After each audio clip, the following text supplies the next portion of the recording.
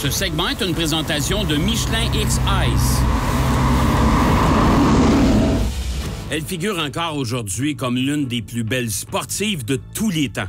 La Type E de Jaguar demeure l'entrée en matière de cette longue lignée de sportives chez le constructeur britannique. Présentée pour la première fois au Salon de l'Auto de Genève en 1961, elle vient prendre la relève de la XK120, XK140 et XK150. Elle prendra la forme d'un coupé tout à fait magnifique et d'un cabriolet. D'ailleurs, la dernière version est proposée en mode 2+2. En 1975, après 4 versions améliorées, elle tire sa révérence au profit de la XJS. Plus grande et plus spacieuse, elle est assemblée sur la même base que la grande berline XJ. Elle s'équipe d'un spectaculaire mais non fiable V12. Elle est produite jusqu'à la fin de 1996, au moment où Ford était le propriétaire de la marque. La XK n'est guère plus alléchante. Sa silhouette anonyme ne fait pas honneur aux sportives d'antan de la marque de Coventry.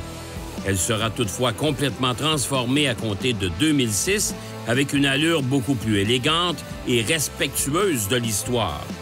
Une version XKR viendra compléter la gamme avec son caractère beaucoup plus agressif. C'est finalement la F-Type qui prendra sa place en 2013. Encore aujourd'hui, cette sportive 2 places est toujours d'une grande beauté et c'est la version SVR qui retient notre attention aujourd'hui.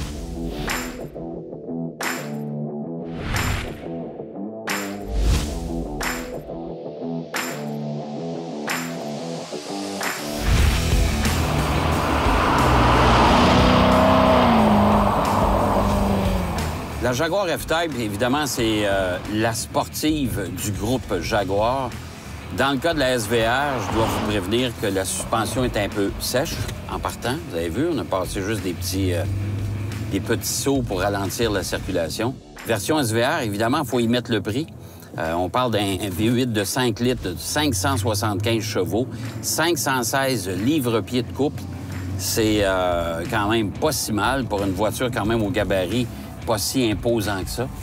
L'autre particularité, tout ça, c'est couplé à une boîte automatique à 8 rapports qu'on peut mettre en mode de sport, évidemment, et qu'on peut utiliser à partir des palettes derrière le volant. C'est un moteur surcompressé, hein? C'est bien important. C'est pas un moteur turbo, c'est un moteur surcompressé.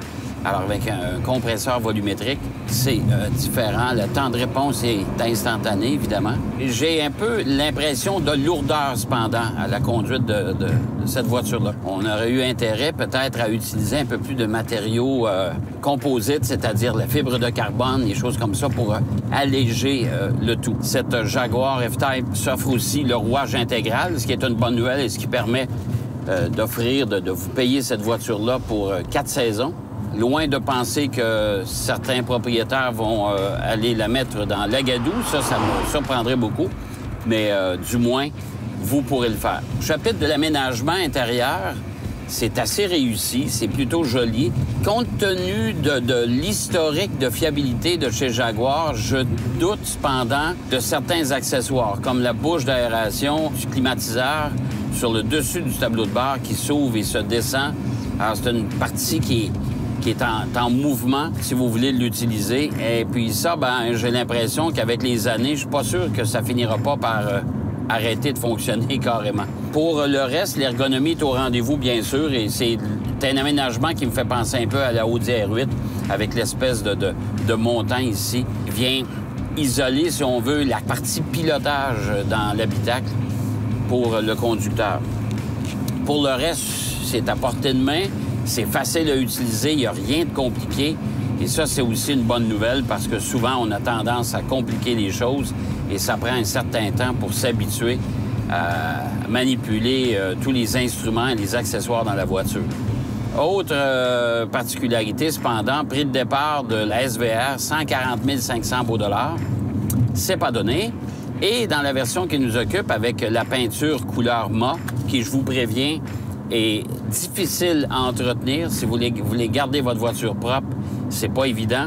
Et deuxièmement, il y a le groupe carbone aussi dessus. Alors, il y a un paquet d'options qui qui fait grimper la facture allègrement vers les 192 000 beaux dollars. C'est pas donné. Je suis pas sûr que je me paierais une Jaguar F-Type dans un registre de 200 000 Il faut y penser parce que dans ce créneau-là, il y a quand même pas mal de concurrents.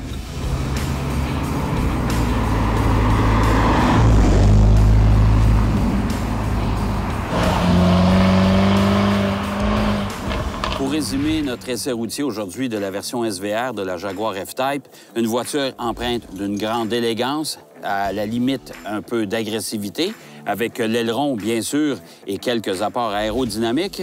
La puissance est au rendez-vous, bien sûr, tenue de route, tout est là. Cependant, il faudra attendre savoir si la fiabilité, elle, sera au rendez-vous, la partie la plus importante.